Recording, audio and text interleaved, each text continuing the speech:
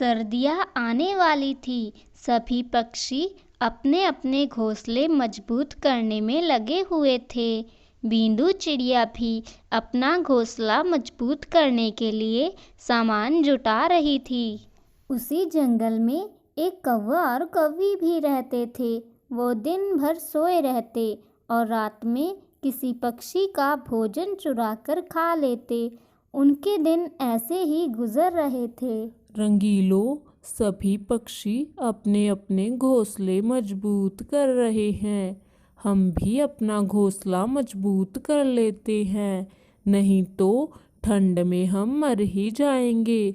पिछली बार भी हम दोनों ही ठंड में भटक रहे थे और सभी पक्षियों की तरह हमें भी भोजन जुटाना होगा। सर्दियाँ आने पर हम बाहर भी नहीं निकल पाएंगे।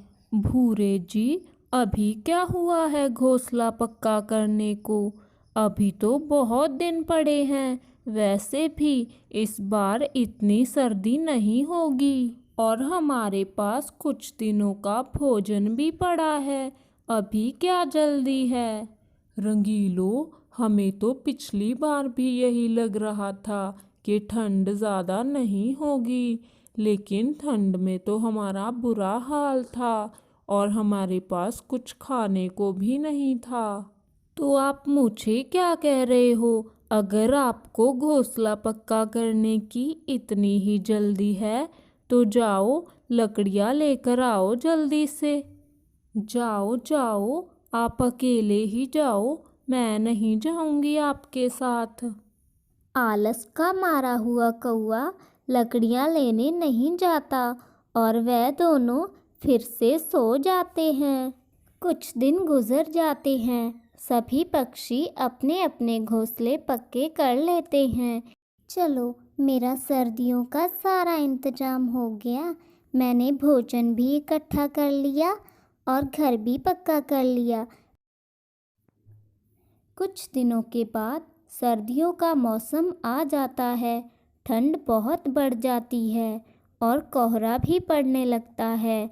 सभी पक्षी अपने अपने घोंसलों में ही रहते हैं। कौवे जी, मुझे बहुत सर्दी लग रही है। हमारे पास कुछ खाने को भी नहीं है। आप कहीं से कुछ लेकर आए। अरे, अब मैं क्या कर सकता हूँ रंगीलो? मैंने तुमसे कहा तो था कि भोजन ले आते हैं, लेकिन तुम मेरी मानती ही कहाँ हो। इतनी सर्दी में अब मैं कहाँ से लेकर आऊँ भोजन? कौवी ने अपना घोंसला पक्का नहीं किया था, इसलिए उनका घर टूट जाता है और दोनों पति पत्नी ठंड में बाहर ही बैठे रहते हैं। कौवे जी, ये ठंड तो दिनों दिन बढ़ती ही जा रही है और अब तो हम किसी पक्षी का भोजन भी नहीं चुरा सकते। पता नहीं ये मुसीबतें हम पर ही क्यों आती हैं। हमारे अलावा और किसी पक्षी का घर नहीं टूटा। नहीं रंगीलो, हमारा घोंसला हमारी गलती की वजह से ही टूटा है, क्योंकि जब सभी पक्षी अपने घोंसले पक्के कर रहे थे तो हमने अपना घोंसला पक्का नहीं किया। कौवा और कौवी कुछ दिन ऐसे ही बाहर ठंड में गुजार देते हैं, लेकिन एक दिन बहुत ज़्यादा सर्दी हो जाती है और रंगीलो कौवी भूरे से कहने लगती है। भूरे जी, आज बहुत ज़्यादा ठंड है। मैं तो इस ठंड में मर ही जाऊंगी। चलो, हम किसी पक्षी से मदद मांगने चलते हैं। कोई ना कोई तो हम पर तरस खा ही लेगा। अरे रंगीलो, हमने कभी किसी पक्षी की मदद नहीं की, तो अब कोई पक्षी हमारी मदद क्यों करेगा? हमने सबके साथ बहुत बुरा व्यवहार किया है और हर एक पक्षी का खाना चुरा चुरा कर खाते रहे। कोई हम पर यकीन ही नहीं करेगा। अरे रे भूरे जी, आप तो पहले से ही नेगेटिव सोचना शुरू कर देते हो। एक बार जाकर तो देख लें। सभी पक्षी हमारी तरह थोड़ी ना हैं। कोई ना कोई तो हम पर तरस कर ही लेगा। फिर वह दोनों मदद मांगने तोते के घर चले जाते हैं। मीठू तोते जी, आज बहुत ठंड है, क्या आज रात के लिए आप हमें अपने घर पर रख सकते हैं? हम सुबह होते ही चले जाएंगे। पहले तो तुम लोगों ने अपना घोंसला नहीं बनाया और पूरा दिन सोते रहते। मुझे तुम दोनों पर ज़रा भी भरोसा नहीं है। जाओ यहाँ से, आलसी कहीं के। इतना कहकर मिठू तोता दरवाज़ा बंद कर देता है। चलो भूरे जी, हम किसी और पक्षी के पास चलते हैं।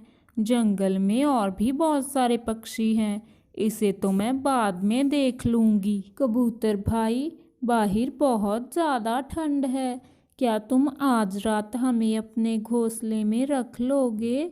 अरे रंगीलो बहन, मैं तो तुम दोनों को रख लेता, लेकिन तुम मेरी पत्नी को तो जानती ही हो, वो तुम्हें अंदर आने ही नहीं देगी। तुम किसी और पक्षी के घर चले जाओ।